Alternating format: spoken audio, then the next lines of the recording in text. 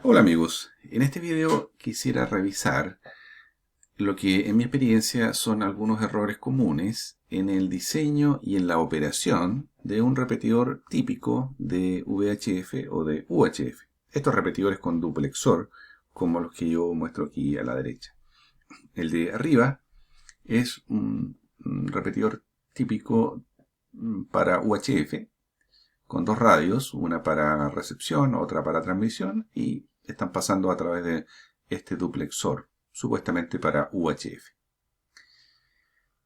Lo que tenemos abajo son cavidades o duplexor típicamente para VHF o VHF, HF como se diga, ¿no? Por supuesto, este de aquí abajo es un duplexor de muy buena calidad y de muy buen desempeño. Entonces, vamos a revisar esto. Lo primero que puse acá es la altura en que se localiza un repetidor VHF o UHF es crítico para las comunicaciones efectivas.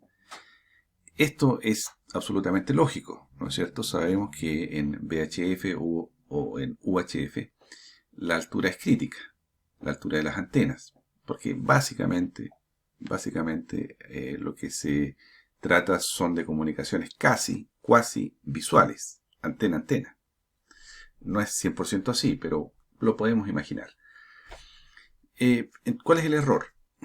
Que cuando uno comenta con radioaficionados y les dice, mira, voy a hacer pruebas con un repetidor UHF, el repetidor va a estar en mi casa, no está a mucha altura, pero vamos a ver el funcionamiento.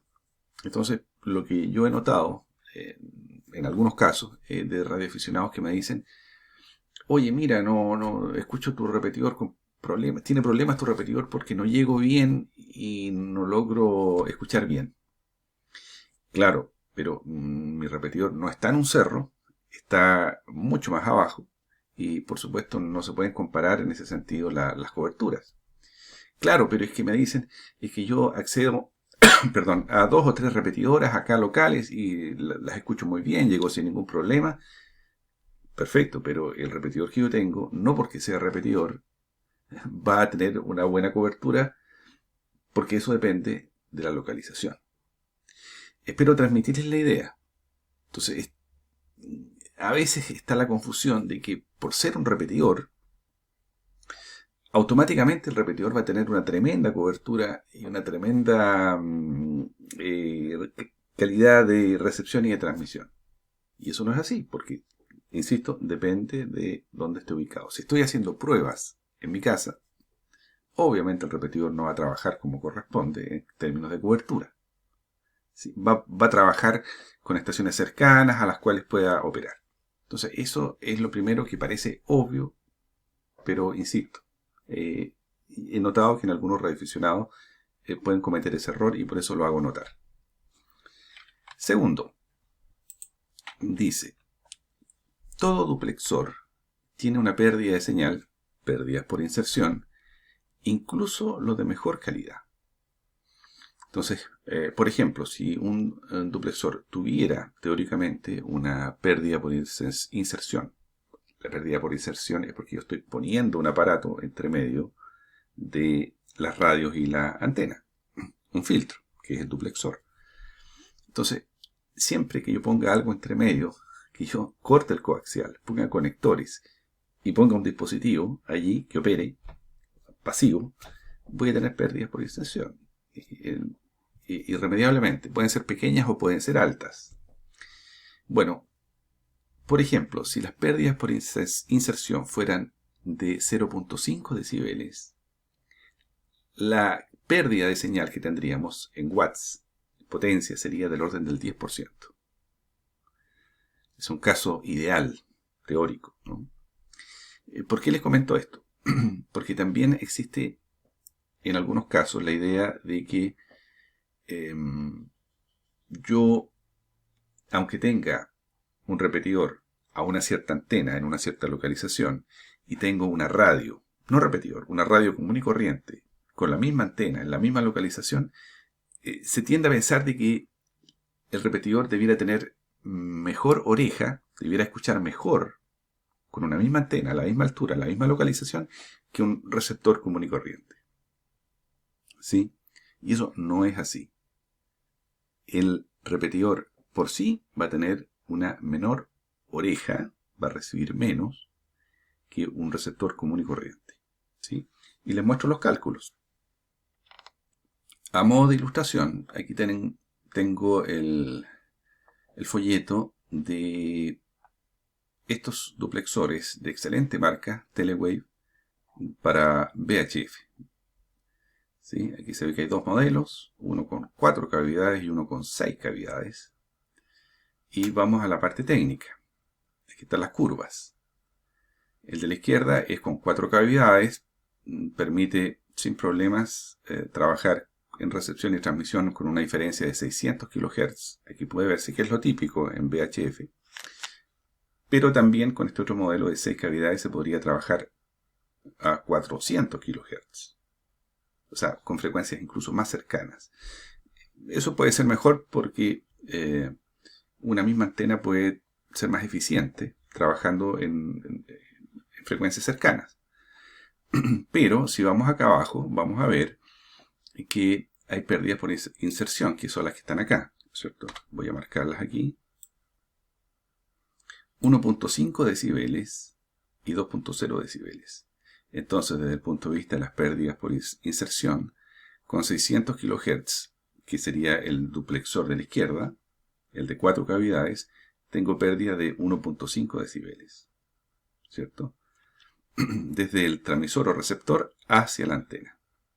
Bueno, ¿qué significan este 1.5 decibeles de pérdida? Si yo voy aquí a una calculadora, por ejemplo, ¿qué significa 1.5 decibeles? Vamos a suponer que tenemos 100 watts para redondear. Y vamos a poner aquí menos 1.5. Perdón. 1.5 decibeles. ¿Sí? Aquí, estos que están acá. 1,5 decibeles. Lo vamos a poner acá. Y vamos a calcular. 1,5. Ahí sí. 1,5 decibeles quiere decir que voy a perder de 100 watts a 71 watts. O sea, prácticamente el 30% de la potencia se está perdiendo, ya sea al transmitir o al recibir. Desde una base 100 cae la potencia transmitida a 71, o una base 100 en recepción, en vez de recibir 100, voy a recibir 71. Eso ilustra el punto que yo les estoy señalando, en respecto de que todo duplexor tiene pérdidas asociadas, ¿sí? Ahora, claro, si el duplexor, el repetidor, está instalado en un cerro, entonces ese 30%, ese 20 o 10 o 40% o 50% es irrelevante, porque la ganancia en cobertura que te da todo un cerro supera con creces ese 40 o 50% de pérdida. ¿Sí? Entonces esto también he notado yo que no está claro en algunos radioaficionados y pueden cometer el error de pensar que por el hecho de ser un duplexor o un repetidor con duplexor va a tener incluso mejor desempeño a una cierta altura que una radio común y corriente. Y eso no es así. Hay pérdidas por inserción. Pasemos al tercero. Dice, no deben hacerse pruebas sobre un repetidor con dos radios, receptor y transmisión en el mismo sitio. Muy bien, ¿el error en qué consiste? En que yo voy a hacer pruebas con un repetidor y llevo en mi mano dos handys, dos portátiles, uno con la frecuencia de recepción y uno con la frecuencia de transmisión. Entonces, ¿qué es lo que hago? Transmito con un handy, ¿cierto? Pero ¿qué ocurre? Al transmitir con el handy, estoy saturando el receptor, el otro handy, porque está en frecuencias muy cercanas. Y los receptores de los handy sabemos que no son muy selectivos. Entonces, obviamente no puedo hacer ese tipo de pruebas, porque al petetear con un handy voy a barrer, voy a saturar la recepción del otro, automáticamente. Eso es lo que va a ocurrir normalmente, ¿no? Y entonces no voy a poder hacer las pruebas, simplemente. Por este mismo problema. Entonces, ¿cómo debía ser una prueba correcta? Son con un receptor y un transmisor o con dos estaciones ubicadas a cierta distancia entre sí, en dos puntos distintos, ¿cierto?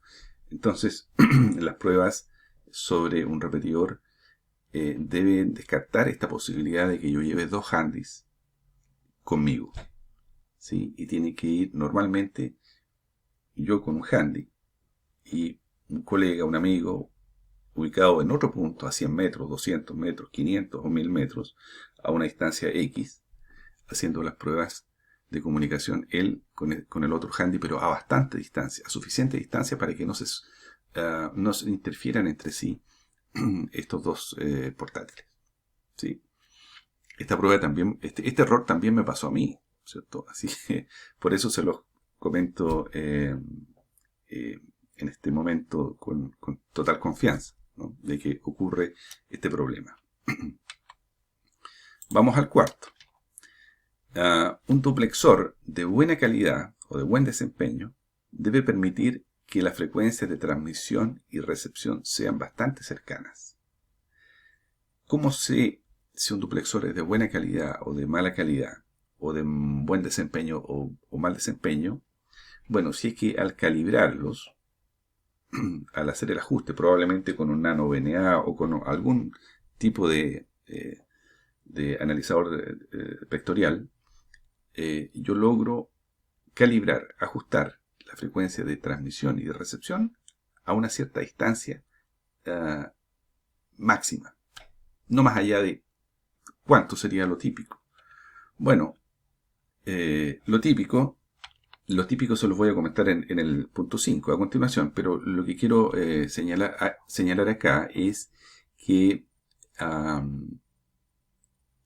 a veces yo puedo comprar un duplexor muy económico, tal vez chino, pero no voy a poder lograr calibrarlo para las distancias máximas que yo quisiera, ¿cierto? Típicamente son 600 kHz en VHF y tal vez 5 MHz en UHF. Entonces los duplexores de mal desempeño no logran eso. Logran separar, pero en frecuencias que son muy distantes entre sí. Entonces, no todos los duplexores, ese es el punto, tienen la misma calidad o desempeño. Ese es el mensaje. Que uno pudiera pensar, compro un duplexor AliExpress, el más barato, pero cuando me llega y hago las pruebas veo que no logro, no me da. Eso es importante también tenerlo claro y puede ser un error. Número 5. Si yo compro un duplexor y lamentablemente concluyo que no puede operar en frecuencias suficientemente cercanas en recepción y transmisión, entonces una posibilidad es simplemente eliminar el duplexor. Eliminarlo, porque si me queda a una distancia, por ejemplo, en VHF de 4 o 5 megas, las distancias mínimas, o en UHF a 10, 15 megas, es demasiado. Una sola antena no va a poder eventualmente trabajar bien para recepción y transmisión en frecuencias tan lejanas. Entonces lo que puedo hacer es simplemente eliminar el duplexor y poner una antena, dos antenas calibradas a estas dos frecuencias bastante separadas, 10 megas, 20 megas en UHF, una antena calibrada para recepción y debajo una antena para U en recepción, calibrada para recepción en la otra frecuencia. Y cada radio trabajando separadamente, una para recepción y otra para transmisión en distintas frecuencias, pero claro, conectadas con el cable de control y eliminando el duplexor. Entonces, si el duplexor es muy malo o no permite trabajar en frecuencias cercanas, simplemente eliminémoslo y como las frecuencias son lejanas, trabajemos directamente a las antenas. Dos antenas exteriores. Y por último, otra opción que surge, que puede ser de hecho mucho más simple, es una sola radio, sin duplexor, entre comillas lo puse sin duplexor. Sería una radio dual band que opere en modo full duplex. Full duplex, esto es importante. Full duplex quiere decir que en realidad en el interior tiene un pequeño duplexor, pero es para trabajar con una antena dual banda, para trabajar de UHF a VHF y viceversa. Bandas cruzadas. Ahora, esto funciona muy bien, una sola radio en modo full duplex. La radio obviamente tiene que ser dual banda. La antena debe ser también dual banda. Y además los usuarios deben tener radios dual banda. Por ejemplo, van a transmitir en UHF y van a recibir en VHF. ¿Sí? Ahora, como hoy día las radios full duplex son bastante más económicas que antes, tal vez con 200, 300 dólares puedo comprar una radio full duplex. Y si los usuarios tienen radios dual banda, Baofeng, por ejemplo, cualquiera de estas, Quancheng, son dual banda, entonces no hay ningún problema y esa también es una opción válida. Una sola radio, una sola antena dual banda y los usuarios con radios dual banda. Eso es, amigos. Espero haberles aportado con algunas observaciones, comentarios acerca de errores que yo he observado en el diseño y operación práctica, real, en terreno de estos repetidores VHF u UHF con duplexor. Eso es todo. Saludos, XQ2 Charlie Wolf.